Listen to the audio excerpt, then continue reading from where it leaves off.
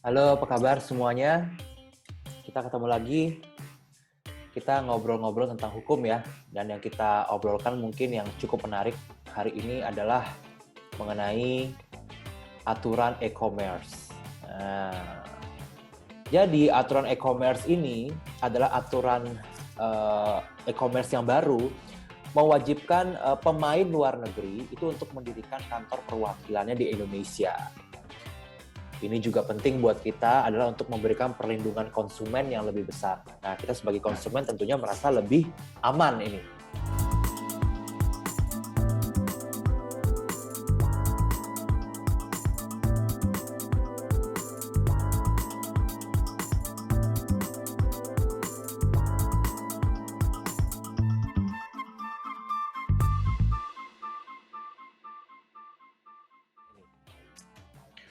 Kementerian Perdagangan atau Kemendak ini telah mengeluarkan peraturan pelaksana atau pelaksana penting untuk memberlakukan peraturan pemerintah nomor 80 tahun 2019 tentang e-commerce, di mana peraturan baru, yaitu peraturan Permendak nomor 50 tahun 2020, ini mulai berlaku pada 19 November 2020, mewajibkan perusahaan e-commerce global yang melakukan bisnis online di Indonesia untuk mendirikan kantor perwakilan lokal.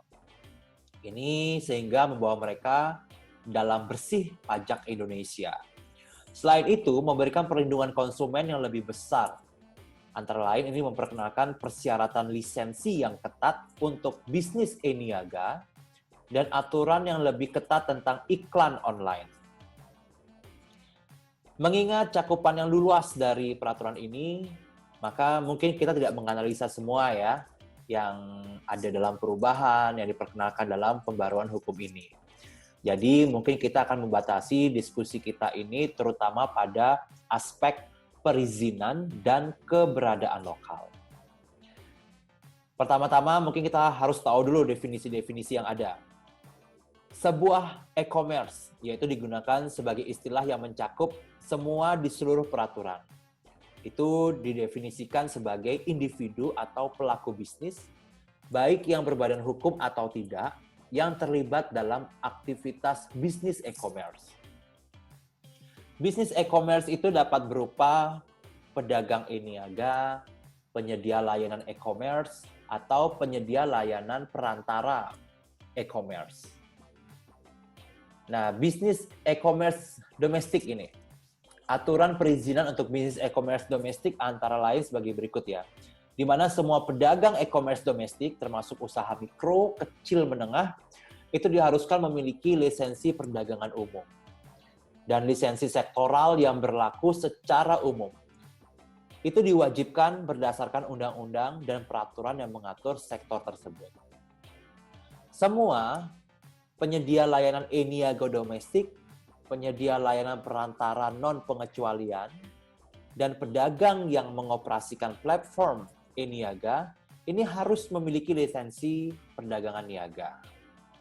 Untuk mendapatkan lisensi perdagangan niaga, pemohon ini harus berkomitmen untuk memperoleh sertifikat pendaftaran sistem elektronik dari Menteri Komunikasi dan Teknologi Informasi dalam waktu 14 hari sejak penerbitan izin perdagangan e-niaga. Lalu bagaimana dengan pedagang e-commerce lepas pantai? Pedagang e-commerce luar negeri yang ingin menjual ke Indonesia diwajibkan untuk memberikan rincian nomor, nama, dan otoritas penerbit izin usaha di negara asalnya kepada penyedia e-commerce di Indonesia yang menyediakan fasilitas komunikasi elektronik. Kemudian bagaimana dengan penyedia e-commerce lepas pantai? Berdasarkan pasal 7 PP 80/2019, ini penyedia e-commerce luar negeri akan dianggap memiliki bisnis permanen di Indonesia jika secara aktif membuat penawaran kepada atau melakukan transaksi dengan konsumen yang bertempat tinggal di wilayah Indonesia dengan ketentuan bahwa terpenuhinya yaitu peraturan tersebut menegaskan ketentuan ini dengan menetapkan 2 ambang batas. Yang memicu ini terjadinya persyaratan bagi penyedia e-commerce lepas pantai untuk mendirikan kantor perwakilan di Indonesia. Apa itu? yaitu penjualan ke lebih dari 1.000 pelanggan di Indonesia dalam kurun waktu 1 tahun dan atau mengirimkan lebih dari 1.000 paket ke pelanggan Indonesia dalam kurun waktu 1 tahun. Kantor perwakilan ini harus mendapatkan lisensi perdagangan e-commerce kantor perwakilan melalui sistem OSS. Nah, mengenai lisensi perdagangan e-niaga yang diwajibkan oleh bisnis e-niaga domestik, pemegang lisensi perdagangan e-niaga kantor perwakilan harus memperoleh sertifikat pendaftaran sistem elektronik dari Menkominfo dalam waktu 14 hari sejak penerbitan kantor perwakilan. E-lisensi perdagangan e-commerce. Bagaimana dengan kewajiban pelaporan statistik? Nah, jadi penyedia e-commerce domestik dan luar negeri ini harus menyerahkan data dan informasi tentang operasi mereka ke Badan Pusat Statistik. Kemudian kita membicarakan masalah sanksi. Nah, peraturan tersebut ini memberikan regulator serangkaian sanksi administratif yang berat, mulai dari peringatan tertulis sampai dengan penangguhan dan pemblokiran layanan. Kemudian bagaimana dengan masa tenggang lebih pendek dibandingkan dibandingkan di bawah PP 80 2019. Di mana peraturan tersebut ini secara resmi mulai berlaku pada 19 November 2020, yaitu 6 bulan setelah tanggal diundangkan. Jadi dengan demikian bisnis e-commerce ini harus memiliki semua lisensi yang ditentukan oleh peraturan sebelum tanggal tersebut. Sebaliknya, PP 80 2019, instrumen hukum yang lebih tinggi di mana peraturan tersebut diterbitkan, ini memberikan tenggang waktu 2 tahun bagi bisnis untuk memenuhi persyaratannya. Yang berarti mereka harus memiliki waktu hingga 25 November 2021 untuk mendapatkan izin yang diperlukan. Selengkapnya dari 1 tahun lebih dari batas waktu berdasarkan peraturan. Lalu bagaimana pendapat kami ya? Jadi hal pertama yang harus dikatakan bahwa semua bisnis e-niaga ini perlu mengetahui tenggang waktu yang lebih pendek yang disediakan berdasarkan peraturan dibandingkan dengan yang di bawah PP 80 2019. Nah, jadi mungkin ada kurangnya sinkronisasi nih antara kedua peraturan tersebut, memang sangat disayangkan. Karena menimbulkan ketidakpastian hukum dan menambah beban kepatuhan pada bisnis yang telah merencanakan tenggat waktu 25 November 2021. Untuk bisnis e-commerce luar negeri, selain masalah tenggat waktu, ini aspek peraturan yang kemungkinan besar akan menjadi perhatian terbesar adalah persyaratan kehadiran lokal yang berfungsi untuk membawa mereka ini secara jelas ke dalam jaringan wajib pajak Indonesia. Persyaratan kehadiran lokal ini sebenarnya dipetakan secara umum dalam PP 80 2019, tetapi sekarang peraturan tersebut menyempurnakan aturan tersebut dengan menetapkan ambang batas yang sangat rendah, yang berarti bahwa hampir semua platform atau pedagang yang melakukan bisnis online di Indonesia itu perlu mendirikan kantor perwakilan lokal di sini. Pada kenyataannya, Indonesia seperti yurisdiksi di seluruh dunia, ini mungkin cukup lama bingung ya, bagaimana cara mengenakan pajak pada bisnis e-commerce global.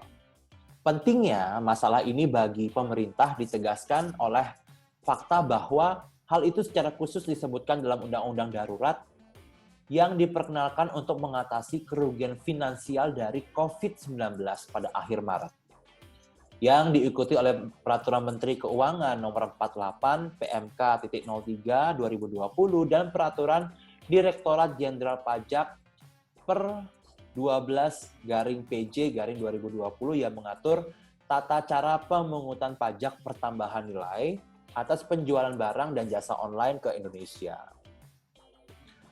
Untuk bisnis e-commerce lokal, ini ketentuan peraturan yang paling penting adalah yang terkait dengan perizinan dan juga periklanan.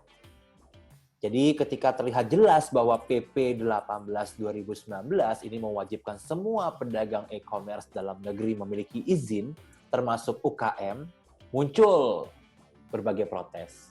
Namun, Kementerian Perhubungan tetap teguh dengan mempertahankan persyaratan dalam regulasi ini.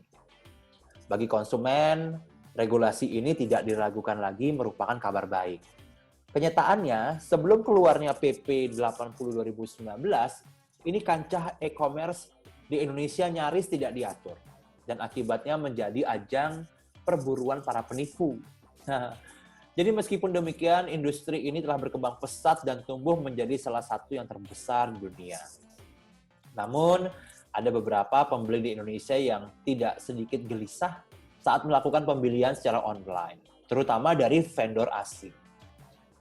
Regulasi ini membantu meredakan kegelisahan ini dengan menerapkan berbagai perlindungan yang akan meningkatkan kepercayaan konsumen pada industri. Namun, apakah ini benar-benar terjadi atau tidak, itu pada akhirnya akan tergantung pada keseriusan penegakan hukum. Baiklah, demikian dulu perbincangan kita untuk kali ini. Semoga bisa bermanfaat untuk semua, dan jangan lupa untuk tetap sehat. Di masa pandemi ini kita harus tetap menjaga kesehatan kita. Dan yang paling penting adalah jangan lupa menggunakan masker. Baiklah, sampai ketemu lain kali.